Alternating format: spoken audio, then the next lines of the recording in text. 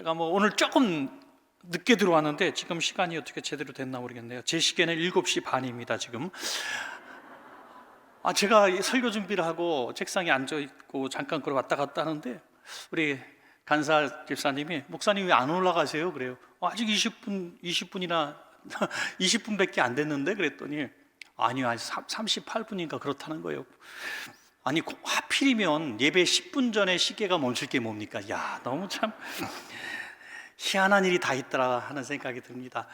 사람이 항상 실수가 있고 또 어려운 일이 있는데 우리 인생에 할 수 없는 일들이 얼마나 많겠습니까? 제가 또 이 시계에 늦은 얘기를 핑계를 거리를 삼으면서 또 말씀을 시작하는 것 같아요. 우리가 완벽한 사람이 없고 또 모든 일을 잘 했던 사람도 평생 잘해왔던 일도 큰 실수를 할 수 있는 어처구니 없는 실수를 할 수 있는 일들도 너무나 많이 있는 것을 보게 됩니다. 할 수 있는 일보다 할 수 없는 일이 훨씬 더 앞으로도 많을 겁니다. 그때마다 우리는 어떻게 될 것인가?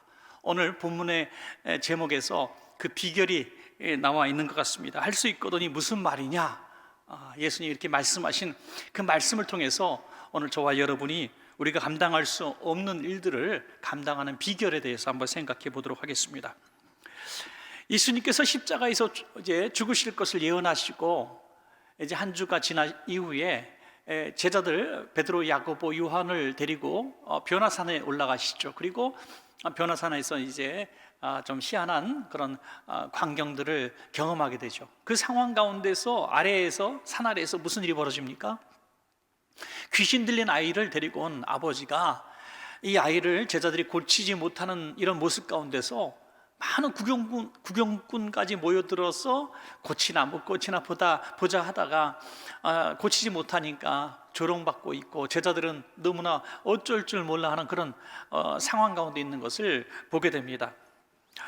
안 그래도 제자들과 예수님에 대해서 의심하는 눈초리가 많이 있었는데 이제 능력 없는 그들을 보면서 이제 책망하고 수군거리게 되는 것이죠. 이 아이는 어떤 병을 앓고 있었습니까? 오늘 보니까 귀신이 저를 사로잡고 있었다. 아버지의 고백입니다. 증상은 간질병 증상을 이렇게 갖고 있었습니다. 그래서 거품을 흘리고 또 길을 가다가 쓰러지고, 어린아이가 그러니까 얼마나 안타깝습니까? 그런데 어디서든지 막 쓰러지다 보니까 불 가운데 막 뛰어들게 되는 거죠. 지금같이 이렇게 불이 단속이 잘 돼서 집에서 가스레인지를 쓴다든지 라이터를 킨다든지 아니면 보일러에서 불을 킨다든지 이렇게 하는 게 아니라 집집마다 다 이렇게 화력이 있었을 겁니다. 불이 없으면 아무것도 못 하니까. 그러니까 그 불들이 많이 있는데 집집마다 그 불 앞에 막 엎어지는 것이죠. 또 물 가운데 엎어지고 그렇게 되니까 얼마나 부모가 기가 막히겠습니까? 귀신이 그런다고 분명히 말씀하고 있는데 우리가 정신적인 질병과 또 이 육체적인 간질병 증세 비슷한 질병과 또 영적인 질병 분명히 다른 것이죠. 오늘 본문을 보면 이 아이는 분명히 귀신이 저를 사로잡은 것으로 이야기할 수 있습니다. 마가복음 9장 20절에서 분명히 말씀하고 있죠. 이에 데리고 오니 귀신이 예수를 보고 그랬죠. 귀신이 예수님을 봤습니다. 그 아이로 심히 경련을 일으키게 하는지라 그게 땅에 엎드려져 구르며 거품을 흘리더라. 예수님을 바라보고 귀신같이 알아본 거죠. 예수님을 귀신같이 알아보고 거품을 흘리게 하고 또 쓰러지게 만들어. 또 아이의 아버지는 또 한 차례 너무나 슬펐을 겁니다. 이건 굉장히 영적인 문제죠.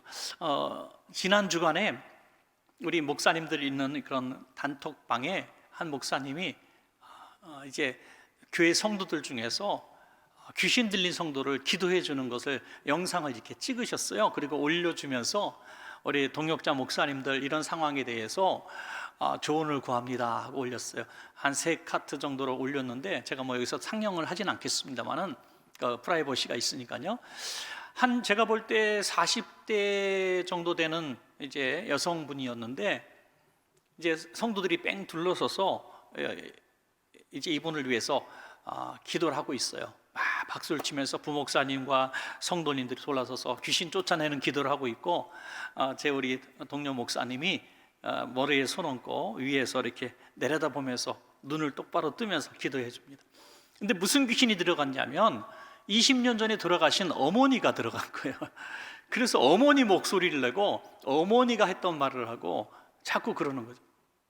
이제 목사님이 나사렛 예수 이름으로 나가라 나가라 나가라 했더니 사람 목소리가 아닌 이상한 소리를 냅니다. 왁왁왁왁 하면서 반항을 하고 대항을 하고 싫어 안 나가 안 나가 안 나가 막 그러면서 공격.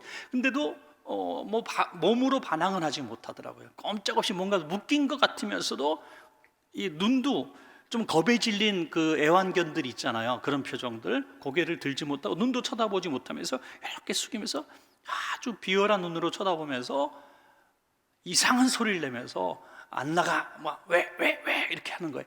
제가 그 굉장히 공포 분위기를 조장하는 것 같아요. 분위기가 서늘해졌는데 지금 이 순간 누가 옆에서 탁 건드리면 깜짝 놀랄 것 같아요. 저도 그런 경험을 이제 했었습니다.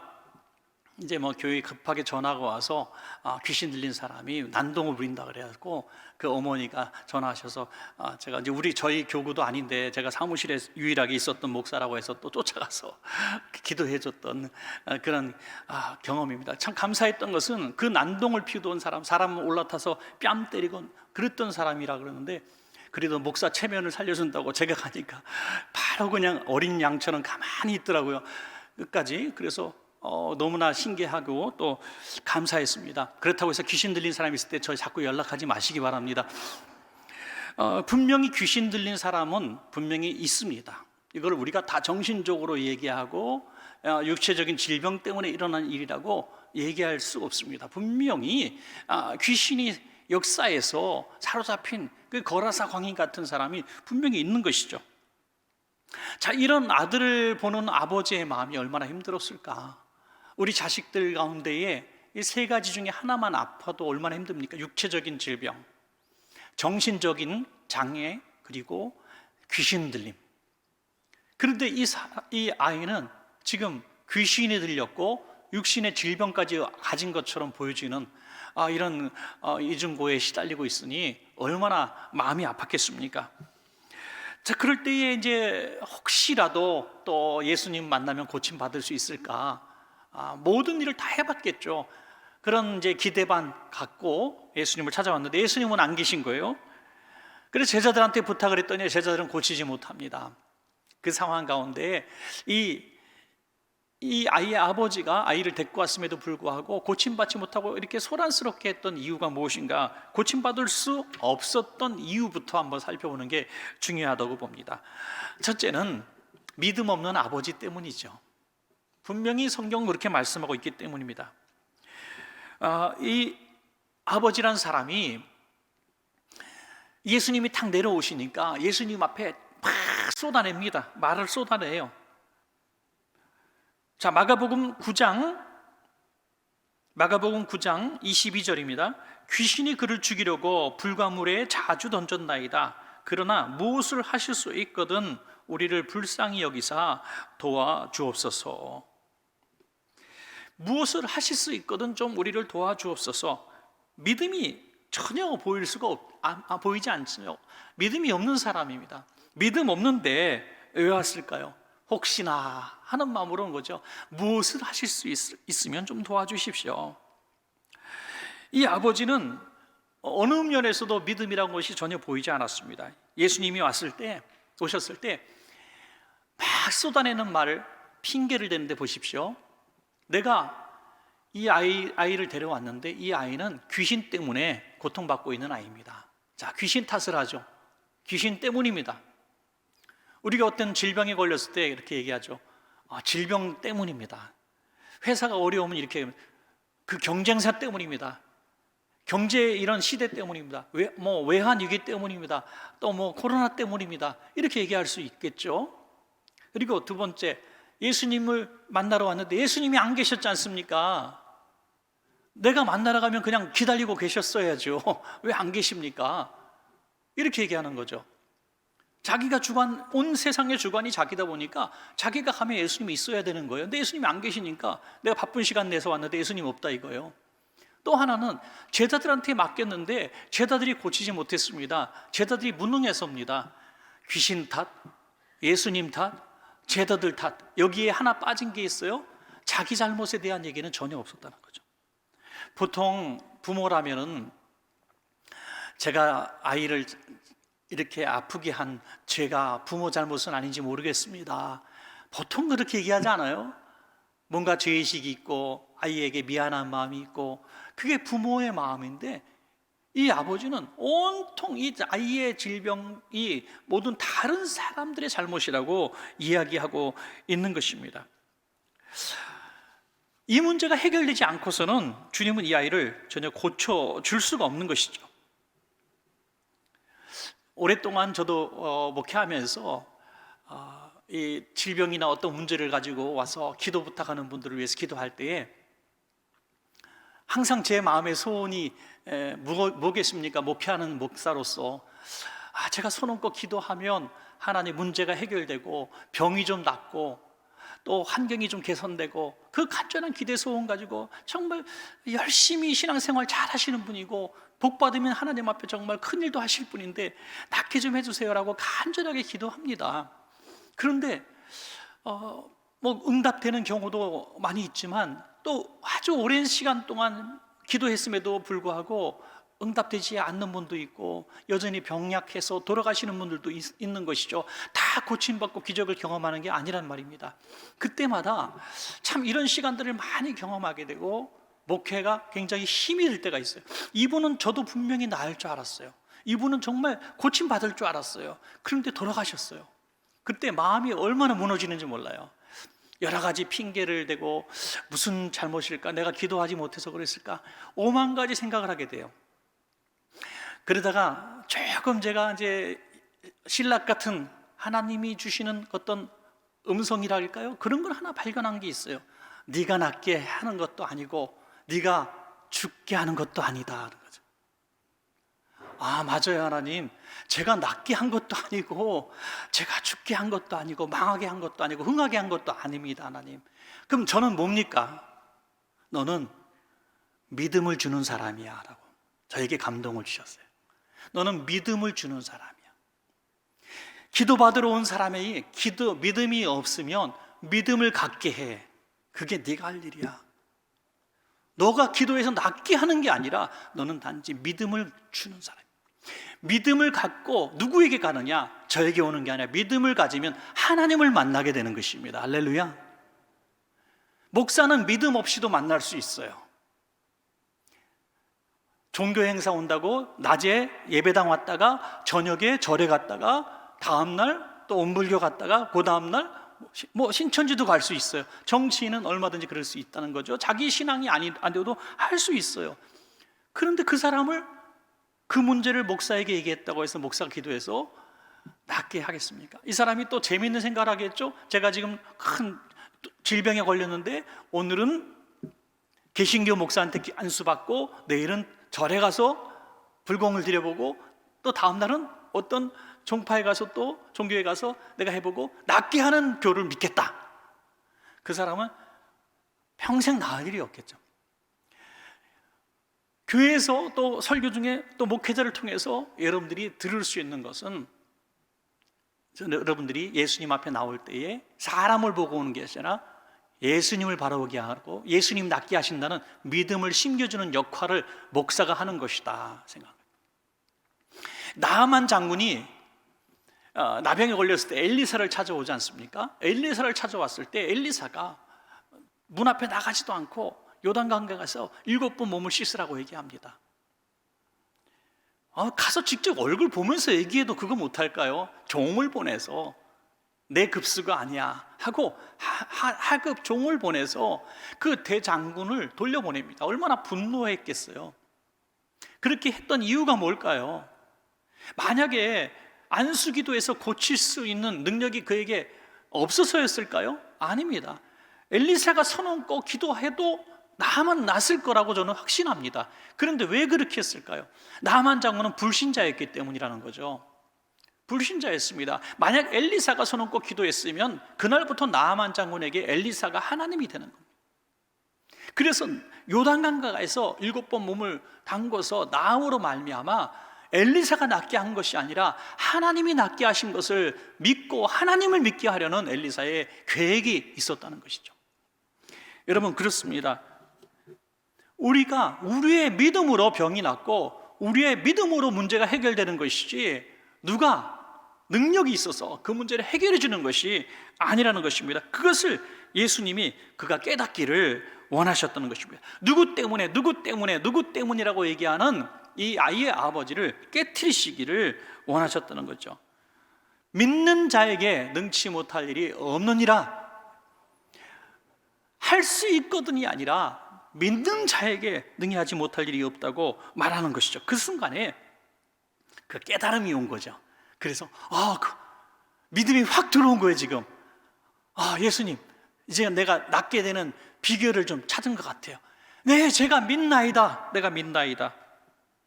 자, 마가복음 9장 24절이죠. 마가복음 9장 24절. 곧 그의 아이의 아버지가 소리를 질러 이르되 내가 믿나이다. 그런데 여기까지 해서 딱 끝냈으면 좋았을 걸. 뒤에 뭐라고 얘기합니까? 나의 믿음 없는 것을 도와주소서. 지혜로운 자입니다. 정직한 사람입니다. 믿습니다 라고 얘기했지만 믿음이 없는 것을 자신도 알고 귀신도 압니다. 예수님도 압니다. 깨달은 거죠. 그래서 믿음을 달라고 구하는 것입니다. 여러분, 그래서 응답의 비결 조금 이따가 말씀을 또 드리겠습니다만은, 응답받는 비결은 믿음인데 믿음 없는 비결은 기도라는 사실을 잊지 마시기 바랍니다. 응답받는 비결은 믿음이에요. 분명히 믿음이에요. 믿음 없이는 하나님의 역사를 볼 수가 없는데, 믿음은 어디서 주어지느냐? 나를 도와주소서라고 기도하라는 거죠. 나의 믿음 없어. 그러니까 이 아이의 아버지가 지금 모든 이 아이의 귀신 들린 아이의 문제를 외적인 환경의 탓으로 돌렸습니다. 귀신 탓, 예수님 탓, 제자들 능력 없음 탓. 그러다가 갑자기 이 말씀에 깨어져서 자기 탓으로 돌리기 시작하는 거죠. 내가 믿음 없는 탓입니다. 할렐루야. 이게 대단한 발견입니다, 여러분. 엄청난 발견입니다. 오늘 이 수요 예배 때 말씀 드리시다가 이 한 부분에 딱 깨달음이 주어졌다면 여러분 오늘 아주 복된 날이 될 줄로 저는 믿습니다. 오만 가지 이유와 분명히 분석을 통해서 정확하게 누구도 납득할 만한 문제가 안 풀리는 이유를 12가지로 될 수 있었던데, 지금 이 말씀을 통해서 우리는 정말 확실한 분명한 한 가지 이유를 깨닫게 되는 거죠. 내가 믿음 없었기 때문이고, 내가 믿음이 없었던 이유는 내가 그 문제를 가지고 믿음 달라고 기도하지 않았기 때문이라는 거죠. 목사님 무슨 말이에요? 제가 얼마나 기도했는데요. 목사님 무슨 말? 내가 얼마나 믿었는데요. 나 믿음 변한 적 없어요. 난 믿었습니다. 그런데 그 믿음이 정말 하나님께서 응답하실 만한 믿음이 있냐? 그거를 질문하면서 이 아이의 아버지처럼 기도해봤냐 이거죠. 제가 믿습니다. 해주세요. 우리의 거의 모든 기도는 응답을 위한 조급함 속에 시간을 거기다가 이 문제가 풀리면은 기도 제목이 끝나는 어떤 유효기간이 있는 기도를 가지고 우리의 어떤 한 건에 한 가지 기도, 한 건에 또 다른 기도, 이런 식으로 기도를 어떤 묶음으로 해왔다는 거. 문제 하나에 기도 하나. 그게 아니라는 거죠. 우리가 기도의 사람이 되고 우리가 믿음 있는 사람이 되면 오만 가지의 문제가 와도 해결하는 방법은 다 단순하게 하나님이 해결해 주신다는 것입니다, 여러분. 자, 또 하나는 믿음 없는 제자들도 문제가 있다는 거죠. 여러분, 조금 전에 목회자, 기도자, 또 중부 기도자 같이 여러분 옆에 있는 신앙의 동료들의 잘못도 있다고 말씀을 드립니다.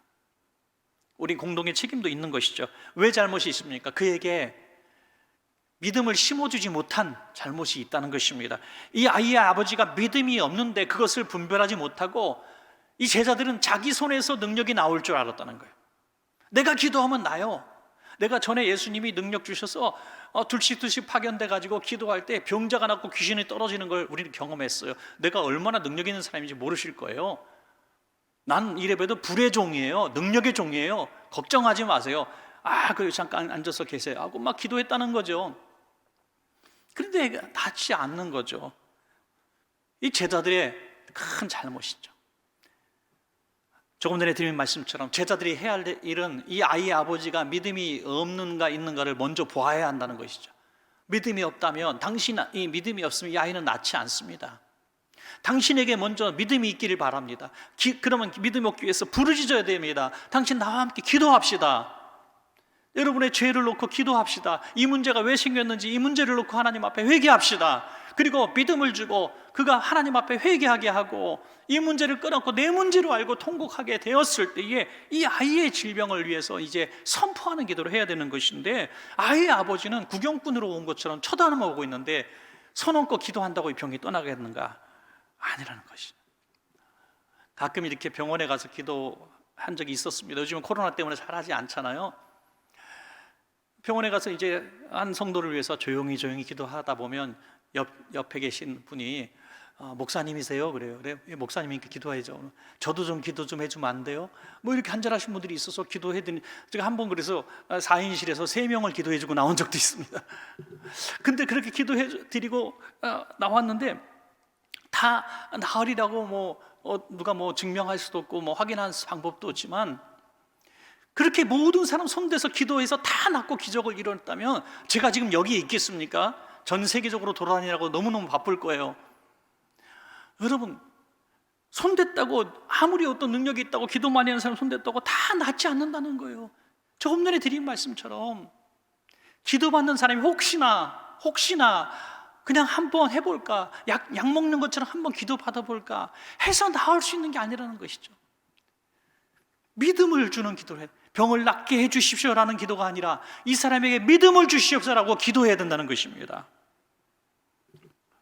오늘 마가복음 9장 19절에 이 제자들의 이 믿음 없음에 대해서 책망하고 계십니다. 대답하여 이르시되 믿음이 없는 세대여, 내가 얼마나 너희와 함께 있으며 얼마나 너희에게 참으리요, 그를 내게로 데려오라. 다시 말씀드려서 믿음이 없는 세대라는 거예요. 믿음이 있으면, 기도하는 사람에게도 믿음이 있고 기도 받는 사람에게도 믿음이 있으면 이 아이가 병이 나을 텐데, 믿음이 없는 세대라는 것입니다. 믿음을 영향력을 주지 못한다고 하는 것입니다. 여러분, 한 구역 식구 가운데에 정말 예수님 같은 믿음의 사람이 한 사람만 계시다면 그 구역이 얼마나 복된 구역이 될까? 기관장님이, 또 우리 교구장님이, 또 목사님들이 그렇게 예수님처럼 믿음을 줄 수 있는 사람, 믿음을 갖고 믿음을 줄 수 있는 영향력을 끼치는 사람이 된다면 얼마나 귀한 역사가 일어날까? 저는 그래서 정말 능력 있는 한 사람보다 능력을 줄 수 있는 사람이 더 필요한 시대가 아닌가, 이렇게 믿게 되는 것입니다. 이 동일한 사건을 기록한 마태복음 17장 20절 말씀이 조금 더 이해하기 쉽습니다.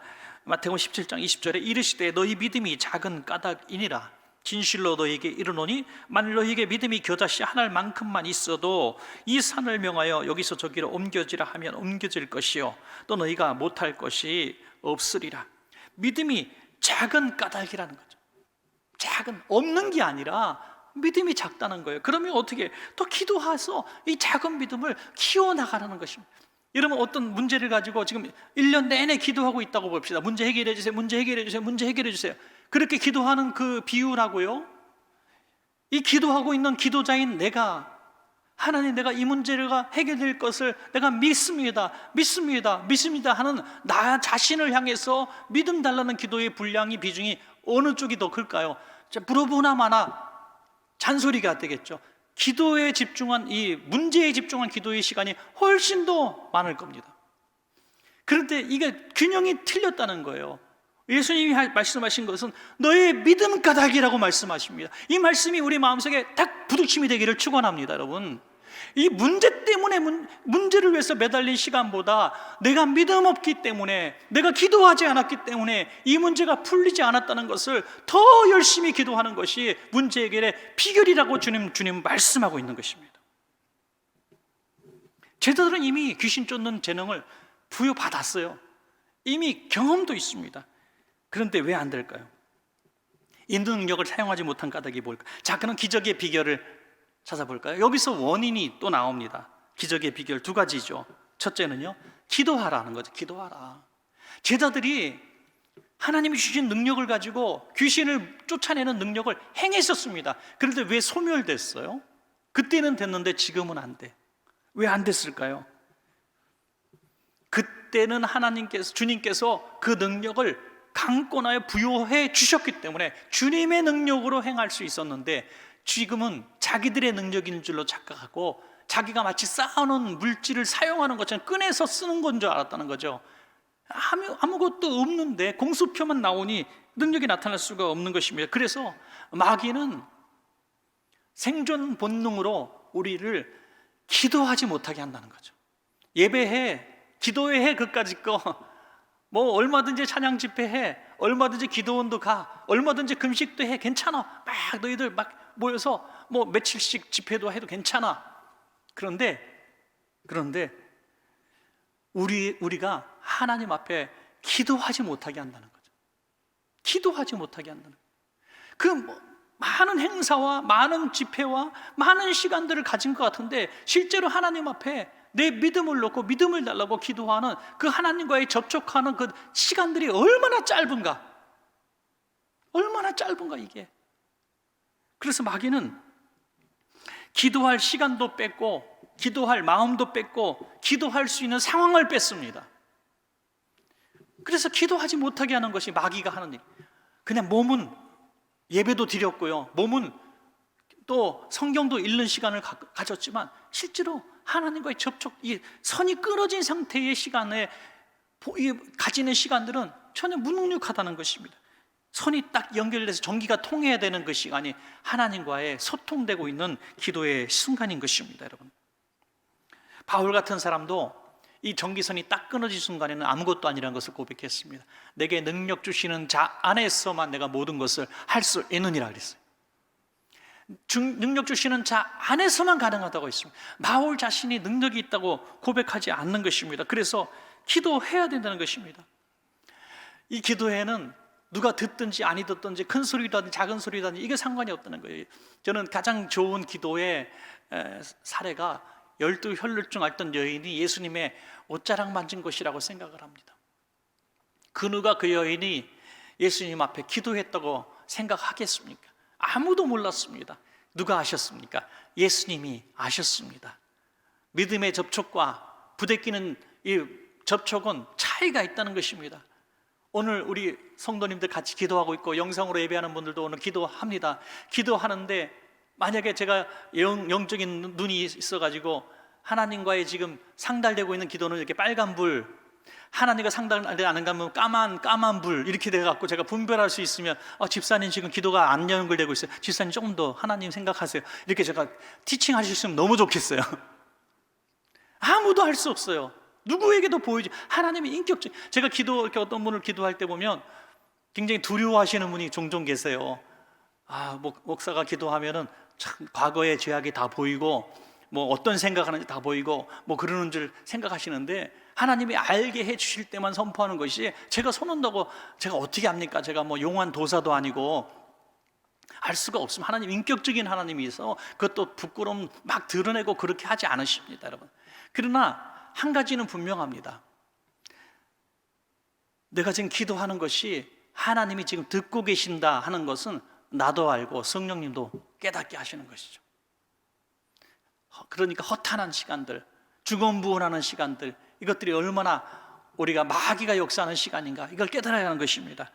12혈루증 앓는 여인처럼 예수님이 아시면 이게 성공적인 기도고 능력의 기도가 되는 것입니다.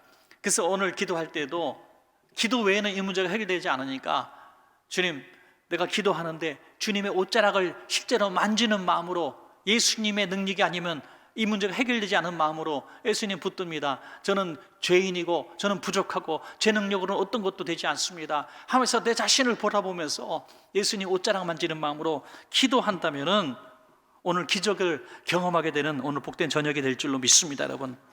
끝으로 하나는 이제 믿음이, 기도하면 믿음이 주어지잖아요. 믿음이 주어지면 믿음으로 선포하는 것이 너무나 중요하다고 하는 것이죠. 마가복음 9장 25절에 그 더러운 귀신을 꾸짖어 이르시되 말 못하고 못 듣는 귀신아, 내가 네게 명하노니 그 아이에게서 나오고 다시 들어가지 말라. 다시 들어가지 말라. 그 더러운 귀신을 꾸짖어서 명령한 것입니다. 거라사의 광인을 고치실 때도 똑같이 말씀하셨죠. 또 다른 어떤 존재라는 것이죠. 귀신 들린 사람과 다른 존재라는 거죠. 군대 마귀가 들 수도 있고 오늘 이 더러운 귀신이 들릴 수도 있고 그 귀신을 향해서 쫓아내는 것입니다. 여러분, 우리가 죄는 미워해도 사람을 미워하지 말란 말이 맞는 말씀 같아요. 고치지 못할 사람은 없습니다. 사울 같은 사람도 바울이 될 수가 있는 것이죠. 강도가 하나님의 사람이 될 수도 있는 것입니다. 그러므로 여러분의 자녀든지 우리가 사랑하는 어떤 이웃이든지 그에게서 역사하는 마귀 권세의 어떤 모습들이 보인다면, 그 영적인 세력이 움직이는 것들이 보인다면 그 사람을 불쌍히 여기는 마음으로 미워하지 말고 그에게서 역사하는 그 영적인 이 마귀 권세를 향해서 예수 이름으로 물리치어 그 사람을 자유롭게 하고 해방시키는 역할에 우리가 쓰임받아야 될 줄로 믿습니다. 여러분, 만약에 우리 교회 가운데도 누가 그런 귀신 들림의 어떤 이 역사가 혹시 일어난다고 한다면 우리는 그렇게 기도해야 될 것입니다. 그 사람을 정말 우리가 중보기도 하듯이 교구별로 구역별로 다 위해서 이분을 미워하는 게 아니라 이분 가운데 이분을 놓고 역사하는 그 악한 마귀, 악령의 세계를 우리가 깨트리고 꾸짖고 선포하고 외친다면은 그 마귀가 어떻게 견디겠습니까? 쫓겨날 줄로 믿습니다. 여러분, 참 옛날에는 그렇게 귀신 들린 사람이 많았는데 요즘에는 참 귀신 들린 사람 보기도 참 어렵지만요, 간혹 가다가 나타날 수도 있는 것이죠. 귀신의 역사에서 그 고통을 받는 것입니다. 자, 마가복음 9장 26절에서 27절입니다. 마지막 한 번만 더 보는데요. 귀신이 소리 지르며 아이로 심히 경련을 일으키게 하고 나가니 그 아이가 죽은 것 같이 되어 많은 사람이 말하기를 죽었다 하나 예수께서 그 손을 잡아 일으키시니 이에 일어서니라. 아멘. 이 귀신아 나가라라고 꾸짖어 명하시니 이 아이가 죽은 것처럼 됐다는 거예요. 거품을 물고 더 쓰러졌습니다. 죽은 것처럼 되니까 사람들이 죽었다 이렇게 얘기했습니다. 예수님은 참 이 믿음 없는 세계, 믿음 없는 세대 속에서 이 귀한 하나님의 역사를 하실 때 얼마나 고독하고 힘드셨을까. 아이의 아버지도 믿음이 없죠. 제자들도 믿음이 없죠. 예수 이름으로 선포하고 아이가 쓰러지니까 그러면 역사가 일어났구나 하고 외쳐야 되는데 보는 군중들이 죽었다고 얘기하죠. 끝까지 불신하는 이 불신의 세계 속에서 손을 잡아 일으키시는 분은 예수님밖에 없다는 거죠. 일어나라, 예, 일어서니라. 소녀야 일어나라 할 때 죽었던 그 소녀가 일어났던 것처럼 예수님만이 믿음의 표본을 우리에게 보여주고 있는 것입니다. 사랑하는 말씀을 이제 맺겠습니다.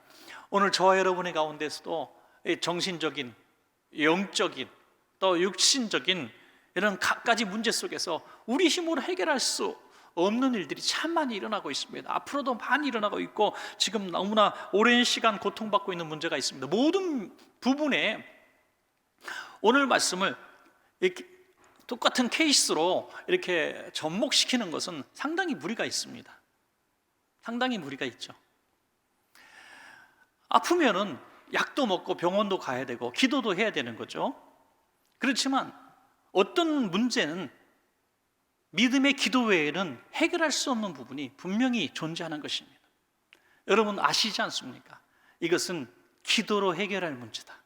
이거는 하나님이 해주지 않으면 풀리지 않는 문제다 하는 문제가 분명히 있지 않습니까? 살아가는 일들 가운데 그런 그 문제는 더 이상 사람을 의지하고 사람에게 매달릴 필요가 없어요. 누가 도와주면 될 것 같다고 해서 그 사람을 기대하지 마십시오. 이것은 하나님과의 나와의 문제 속에서 해결되면 이 문제는 해결될 겁니다. 자, 뭐가 문제였습니까? 다 누구 때문에, 누구 탓 때문에, 뭐 때문에라고 얘기했던 이 마음은 도저히 이 문제를 해결할 수 없다는 것을 딱 여러분들 깨달아야 합니다. 지금 오늘 기도해야 될 문제는 주님 그렇습니다. 내가 믿음이 없었습니다. 내가 기도하지 않았습니다. 내가 회개하지 않았습니다. 내 자신 때문입니다. 라고 오늘 그 문제가 아닌 내 자신의 문제로 알고 끌어안고 한번 기도해 보는 것입니다. 그리고 이 문제를 해결하실 분은 하나님 한 분밖에 없으니 오늘 내가 하나님과 승부하겠습니다. 야복 나루토의 야곱처럼 하나님께 매달리는 거예요. 환도뼈가 위골될 정도로 하나님께 매달리는 것입니다. 환도뼈가 위골되어서 절룩거리고 일어날 때 분리엘의 아침이 밝아온 줄로 믿습니다. 여러분, 밖의 상황은 그대로였지만 하나님과 내 문제가 해결되고 기도가 응답되어지고 내가 믿음이 일어나니까 문제는 하나님이 풀어주시더라 하는 것입니다. 여러분, 오랫동안 이제 코로나 2년 정도 시간을 보내면서 그래도 수예배 나오시는 분들은 참 복된 분들이에요. 주여 삼창할 수도 있고 부르짖어 기도할 수도 있었으니 얼마나 다행스러운 일인지 알 수가 없습니다. 우리 교회가 그래도 생명력을 이어갈 수 있었던 것은 기도하는 성도들이 있었기 때문에, 부르짖는 성도들이 있었기 때문에 하나님께서 우리를 이렇게 인도해 주셨다고 저는 확실히 믿습니다. 그러므로 우리 마음을 돌아보고 믿음을 달라고 부르짖어 기도하고 믿음이 채워졌고 이게 확신이 들면 오늘 하나님이 주신 축복의 날입니다. 믿음이 확 주어지면요, 믿음을 가지고 나사렛 예수 이름으로 이 문제는 풀릴지어다, 해결될지어다, 마귀는 떠나갈지어다 선포하는 것입니다. 그러면 여러분, 골방에서 세상의 문제가 해결되는 하나님이 하시는 일들을 보게 될 줄로 믿습니다.